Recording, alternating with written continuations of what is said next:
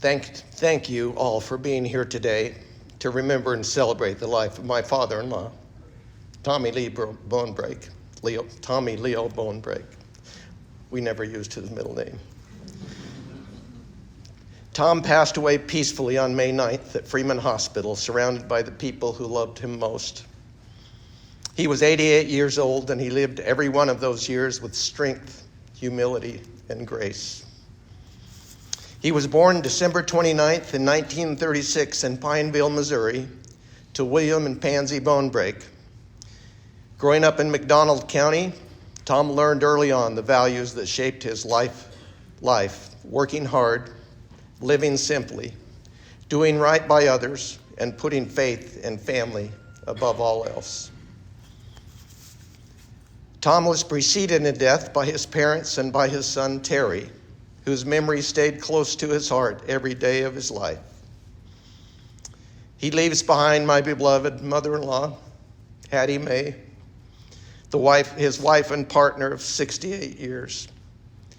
Together, they built a life marked by love, loyalty, and quiet strength. Their marriage was the foundation of our family.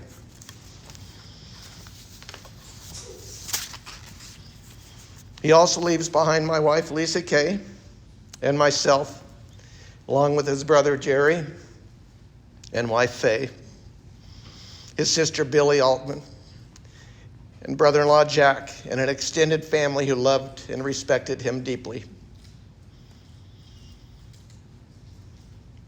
Tom started out as a school teacher and basketball coach at Macaulay Catholic. He cared about his students, not just what they learned, but who they were becoming. At last night's visitation, we had the pleasure of meeting Dick Murray, who played under Tommy in 1961. More than 6 decades later, he still spoke of Coach Bonebrake with deep respect and fondness, a testament to the lasting impact Tommy had on the young men he mentored. Later, Tommy went to work at Webb Corporation, where he became director of sales. In every role, Tom led by example. He never chased titles. He just showed up, did his job with integrity, and treated people with respect. And because of that, people trusted him. They respected him. Many admired him.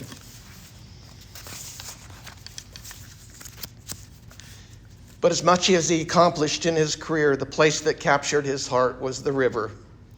Along with Hattie, Jerry, Faye, Jack, and Billy, he helped to expand Cozy Camp on the Elk River, which was started by his parents, William and Pansy, in 1963. For over 20 years, they worked weekends, welcoming campers, church groups, and families. That place wasn't just a business. It was a way to share a part of his roots and to give others the chance to make memories like the ones he cherished from his own childhood. Tom's faith was steady and real. He and Hattie were longtime members of Webb City Church of the Nazarene, where they quietly gave their time, their energy, and their hearts to others. Whether it was giving someone a ride, checking in on a neighbor, or just listening, Tom served others with quiet kindness and no expectation of recognition. A lifelong sports enthusiast, Tom also enjoyed fishing, good conversation, and Hattie's cooking. He loved watching the birds and squirrels in their backyard. But more than anything, Tom loved his family. He loved being with us, hearing our stories, sharing his wisdom, and just spending time together.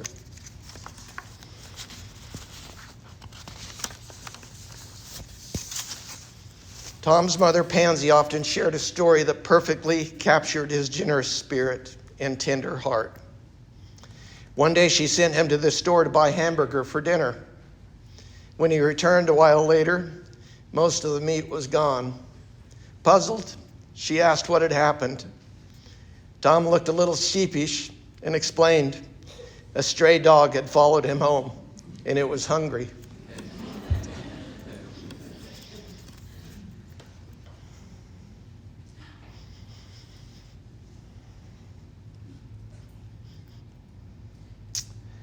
Tom became like a second father early in our 20-year relationship. During their 50th wedding anniversary cruise off the coast of Alaska, I received the heartbreaking news that my own father had passed away unexpectedly. In that moment of shock and sorrow, it was Tom and Hattie who embraced me, who gave me the strength to face what felt unbearable. In the days that followed, as I grieved my father's passing, I came to understand something deeper. Though I had lost one father, God had given me another. And I loved Tom as if I were his own son.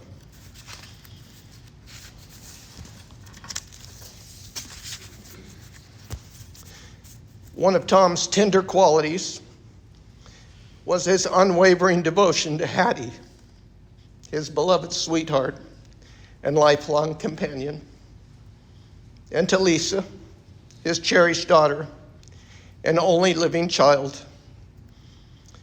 It was a gift for Lisa to spend the last 3 months of Tom's life by his side, sharing quiet moments and caring for him with the same grace and strength he showed throughout his life.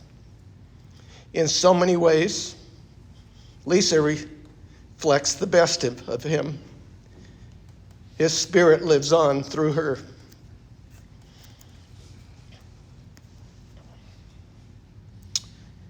Knowing Tommy Bonebrake has been one of the great blessings of my life. His love, his steady presence, and the quiet strength of his example have shaped me in ways I will carry forever. I am a better person because he walked beside me. As a tribute to the man we all loved so deeply, I wrote this poem to honor his life and the legacy he leaves in our hearts.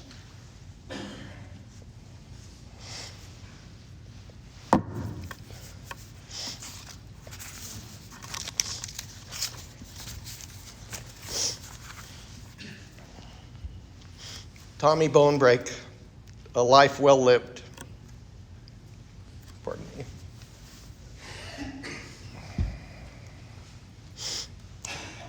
Tommy Bonebrake, a life well lived. From the banks of the Elk River, where the waters flow, a boy named Tommy began to grow. Fishing, swimming, through woods he'd roam, with siblings and friends in his countryside home. Born in Missouri's notorious McDonald County, where the river carves its gentle bounty, Tom's heart was shaped by nature's grace, a faithful, modest, unhurried pace.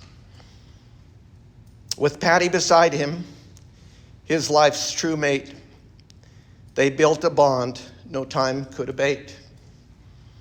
Nearly 70 years their love stayed strong, a duet of hearts, one lifelong song. Lisa, his daughter, his pride, his cheer, so much like her dad, so close and dear. Pansy Day, her jewelry line, carries his mother's name, a reflection of kindness and love's steady flame. Tommy left the river, but not by much, to Webb City to fulfill his dreams and such. A teacher, a coach, then sales became his art, integrity the compass that guided his heart. Webb Corp flourished with Tommy in its ranks. His skill and integrity earned their thanks. As director of sales, his work was his art, a career built strong with a generous heart. But weekends called him back to his roots, to cozy camp, canoes, and boots. There on the Elk River where his family once stood, he helped build a retreat where memories would float with the current in laughter's embrace, the Bonebrake legacy carved in that sacred place. Tommy was a man both gentle and rare, steady and kind, beyond compare. A life well lived with faith his guide, his family his joy, his love, his pride. And now though he's gone, his presence stays near, in laughter, in love, in memories clear. We carry his light in all that we do, a guiding example, steady and true. I'm gonna let Tommy have the last word. Ray Slater, a neighbor and friend, he and his wife Terry have been so supportive, shared with me the other day a message that Tom left him last month. It's appropriate for today, and it'll give us all the strength that we need to get through this.